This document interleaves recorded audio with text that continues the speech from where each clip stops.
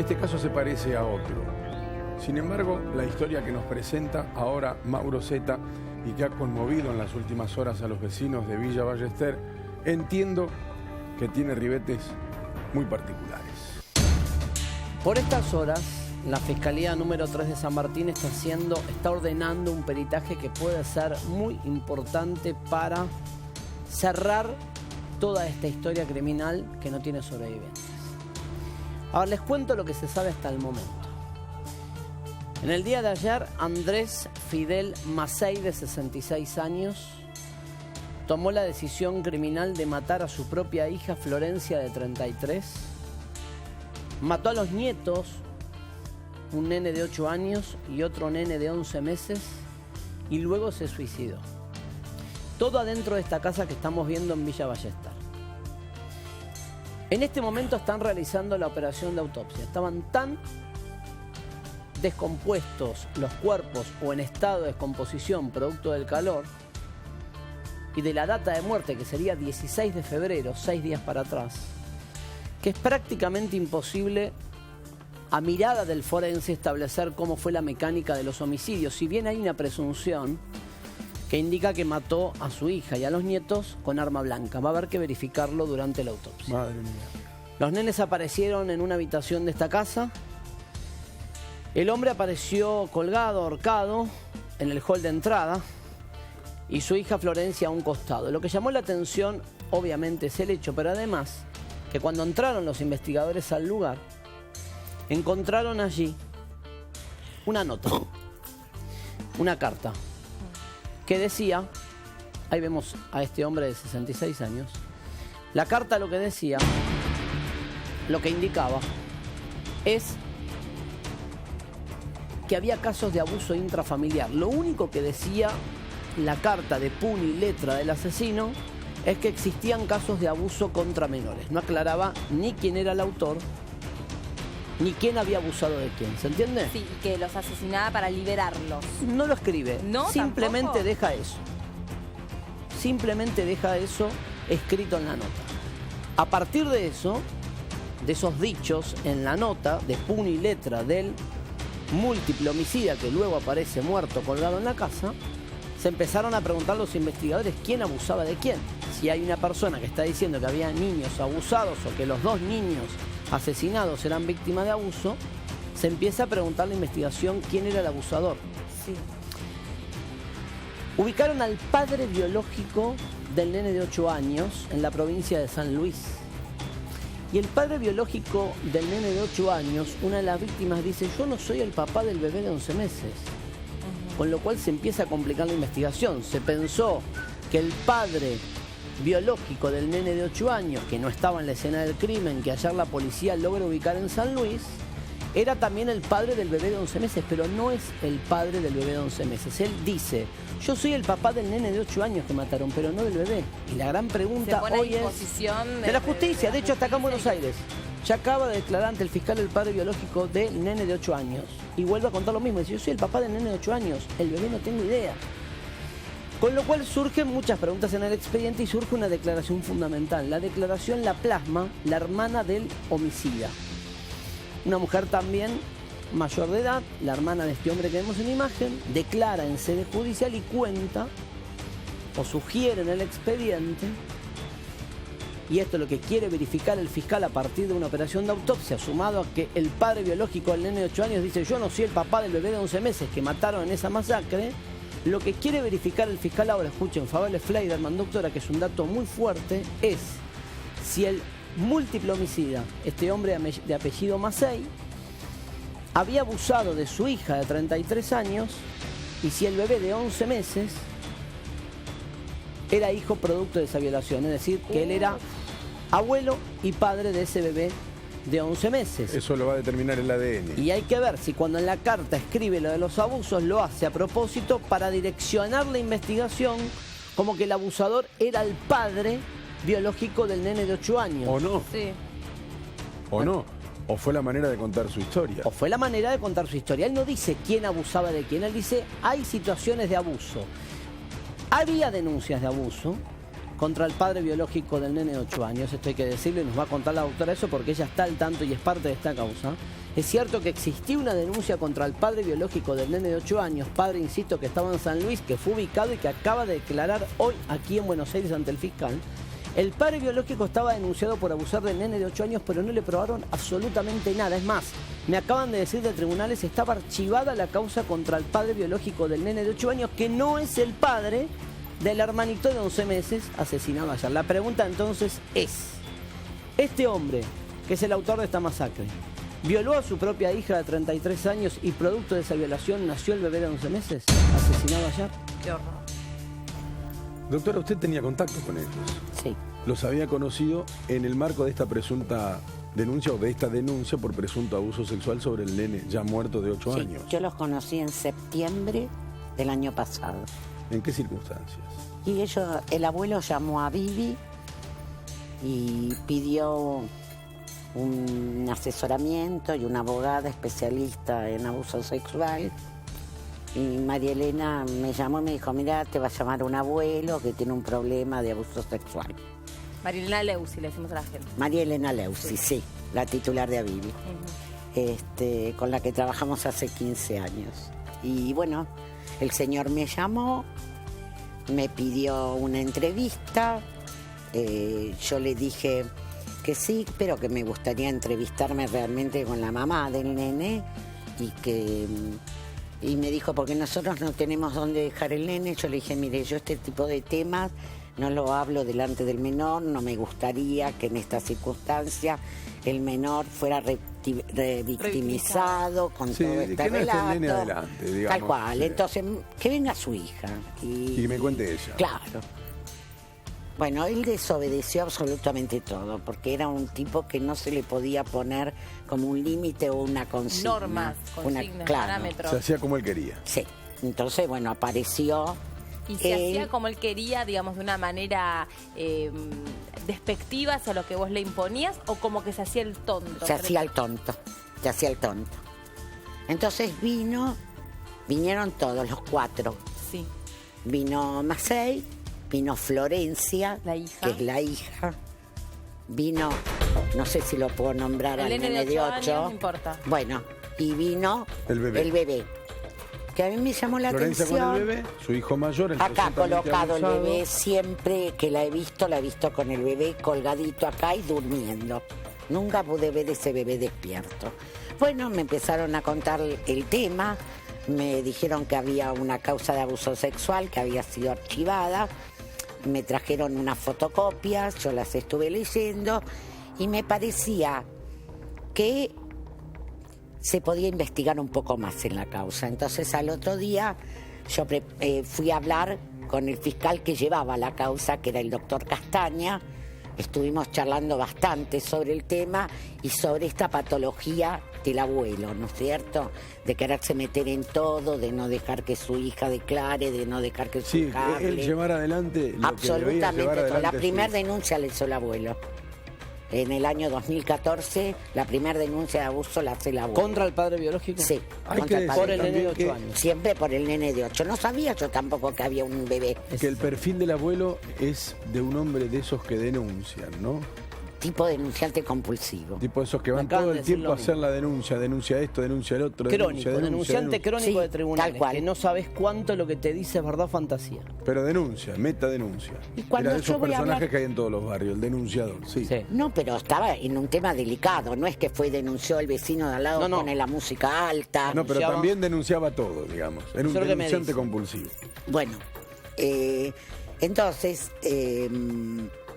vienen a mi casa, conversamos y yo voy a hablar con el fiscal. El fiscal me explica un poco cómo venía la causa y yo le digo, bueno, el doctor Castaña, que yo lo conozco también hace tiempo, estuvimos charlando y le digo, bueno, pero yo quiero que se saque de archivo la causa, a ver si hay alguna posibilidad de investigar todo esto a fondo, para terminarla o para seguirla.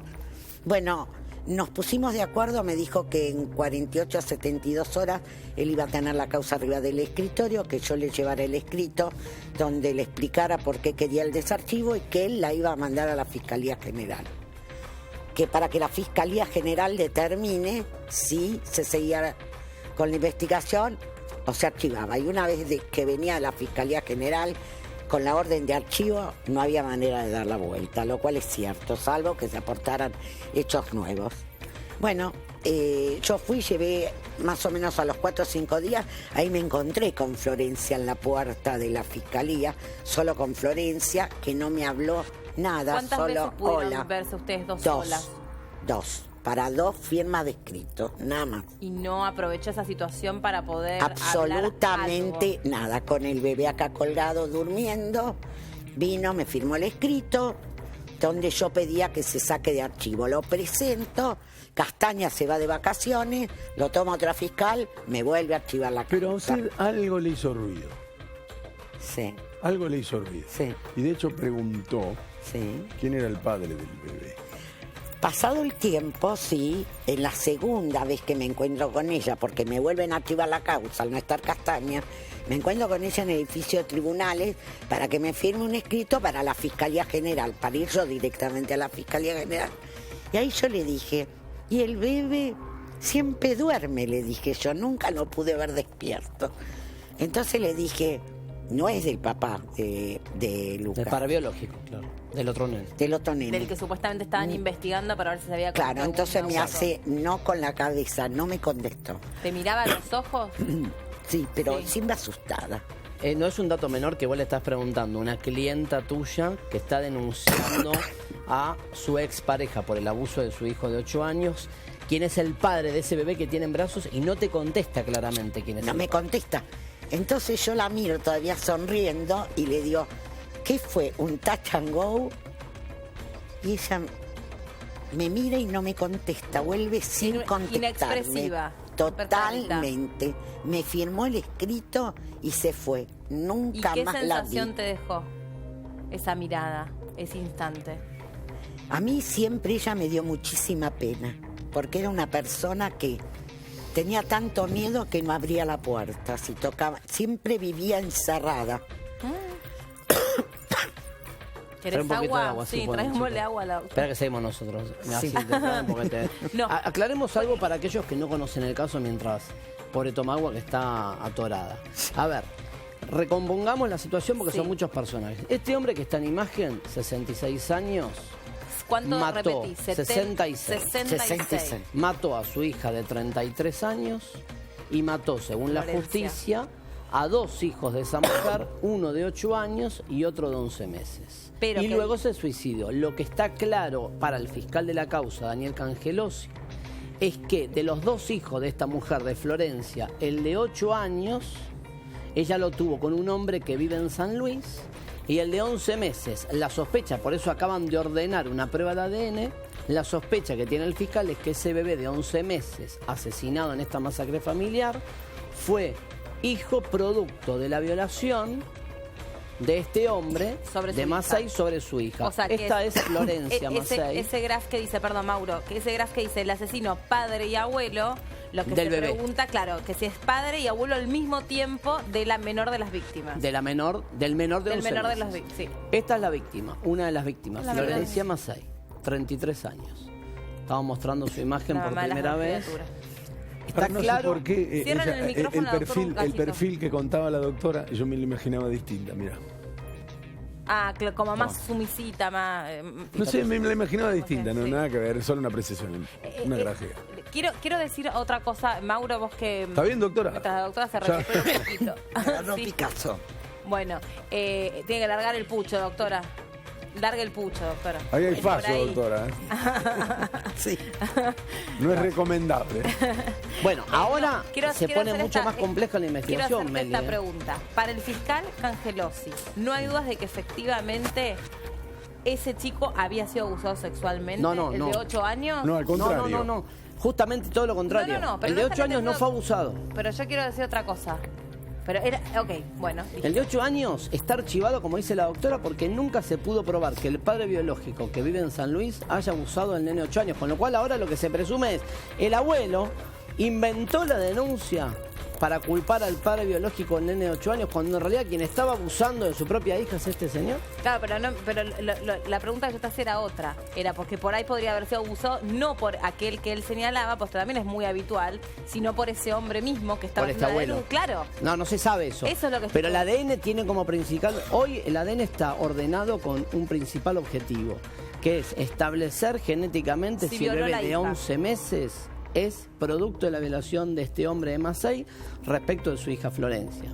Porque ya ahora, obviamente con todos muertos, lo que quiere el fiscal es verificar la situación de abuso. ¿Sabes por qué te pregunto lo que te preguntaba antes? Porque en muchas otras situaciones donde hay abuso intrafamiliar, muchas veces, Sí. digamos, lo que se cuenta es real, pero se cambia o se inventa o se distorsiona quién es el autor de ese delito. Mirá, Muchas veces pasa esto. me dicen de tribunales 3 fiscales que me están chateando en simultáneo. Todos coinciden en lo mismo que decía Favale. Masey, el asesino, era un denunciante crónico, no tenía ni asidero ni sustento la denuncia que hacía por abuso contra el padre biológico del niño de 8 años. Se investigó y se archivó porque no existía. Lo que no se sabe es, se inventó y acusó al padre biológico de ese nene de 8 años, justamente como dice Meli, porque el autor de la violación, si es que existió del nene de 8 años, era él mismo, o si en paralelo a esa denuncia inventada, abusó de su hija, la violó, y esa hija tuvo el bebé de 11 meses masacrado allá. Si no, como buen personaje, buen psicópata de estas características, hizo toda esta denuncia donde la hija prácticamente no participó, sino, según nos dice la doctora, Consintió. directamente, Claro. para separar a su hija definitivamente del padre de esa criatura de 8 años y resumir la vida de su hija y de su familia al interior de esa casa donde finalmente se produjo el crimen. Porque yo Es posible, yo eso. pregunté cómo es que vienen a vivir con él y entonces él me comenta que él estuvo una vez de visita en San Luis y que la hija vivía con su hijito y con el esposo y que después a él no le gustó cómo el muchacho la trataba a la chica y él se la trajo a Buenos Aires con la criatura que hoy tendría 8 años. No existía el bebé. Y es muy Por raro eso, lo que te contesta la mamá cuando le entonces, decís quién es el papá de ese bebé. No te lo No me contesta. ¿No te lo contesta. contesta? No me lo contesta. No habla y vivía encerrada. Hay notas que se hicieron durante el fin de semana a propósito de este horrendo caso. Las compartimos para seguir conociendo detalles de esta casa donde transcurrió el horror.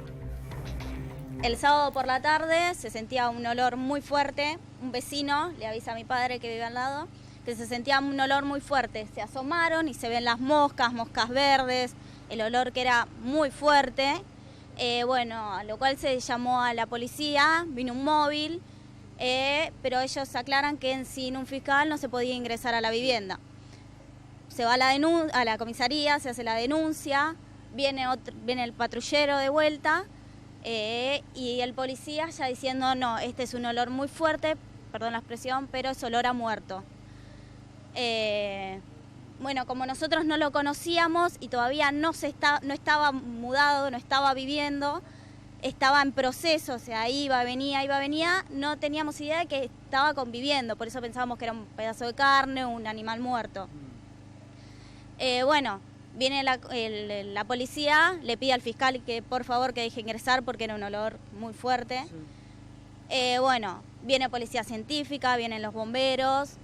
Los bomberos abren, después de muchos golpes, como dijiste vos, logran abrir la puerta y se encuentran con la escena de que el hombre estaba colgado apenas se abría la puerta. Sí. Y ahí cuando... A pocos metros la hija y en la habitación los nietos de este señor. Así es, así es. Y como dijiste vos, arriba de la mesa las cartas que dejó el hombre.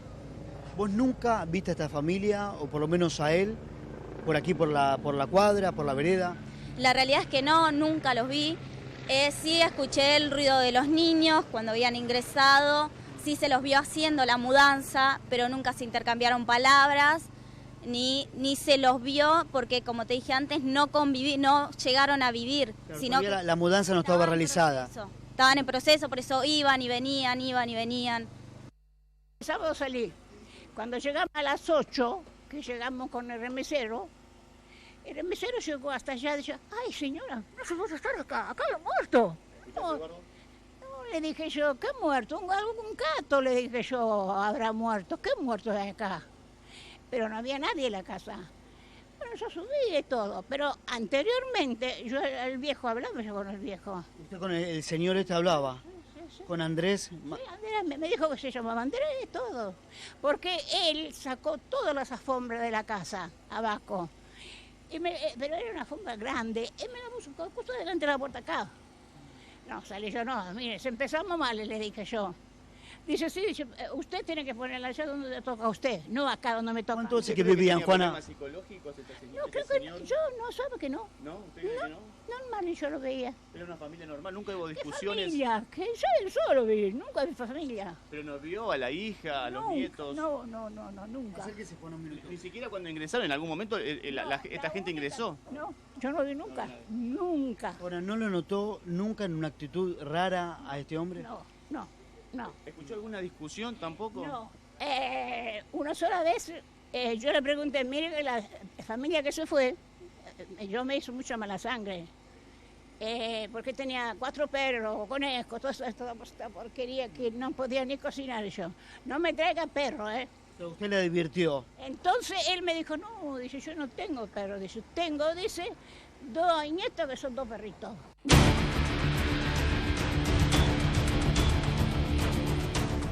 Bueno, los vecinos y sus comentarios respecto de una situación que, claro, más allá del desenlace, es decir, el momento en que encuentran los cuerpos y que nadie escucha ruidos y todo lo que suele envolver a una crónica policial, lo que nadie sabía, y nadie sabe, así es cierta, probablemente nunca nadie sepa, es qué pasaba detrás de esas paredes con piedras que estamos viendo, que es el frente de la casa, porque la verdadera historia, obviamente, doctora, pasaba ahí adentro.